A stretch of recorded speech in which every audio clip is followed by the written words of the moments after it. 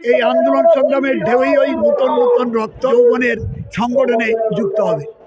BJP এবং তৃণমূলের বুকে কাঁপুনি ধরাবে। এই যৌবনের ডাকে যে ব্রিগেড, এই অনুষ্ঠানে আমরা পেয়ে গেছি সিপিএমের সিনিয়র লিডার রবীন দেবকে। আজকের এই ব্রিগেড সমাবেশ থেকে এই মোটামুটি এসেছেন, বহু মানুষ এসেছে, কেমন লাগছে?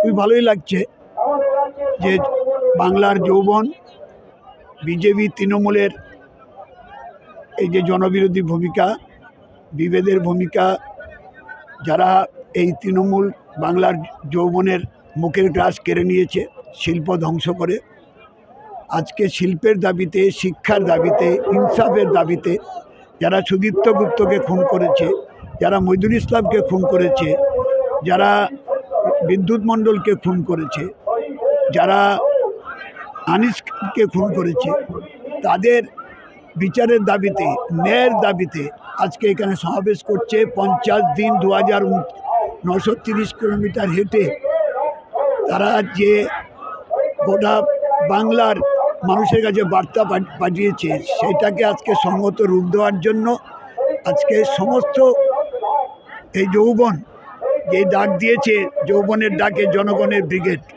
আজকে সত্যি সত্যি সেই জনগণের ব্রিগেডে পরিণত হয়েছে। এর আগে 7টা সমাবেশ ডিওয়াইফাই করেছে।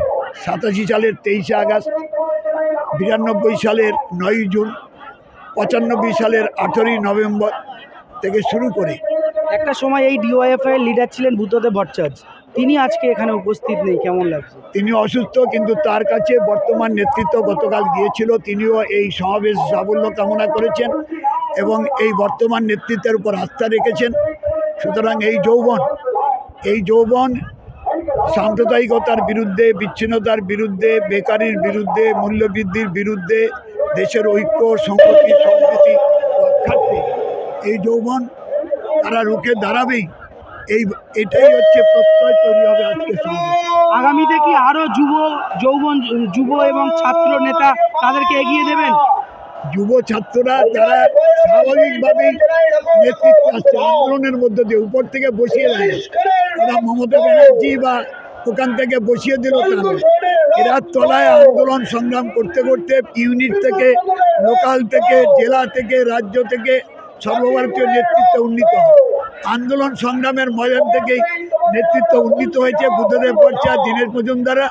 এখনও এখানে মীনাক্ষী মুখার্জি বা ধ্রুবজ্যোতি সাহা, কলতান দাশগুপ্ত বা হিমগ্নরাজ ভট্টাচার্য, বিকাশ ঝা, তারাও আন্দোলন সংগ্রাম থেকেই তৈরি হয়েছে।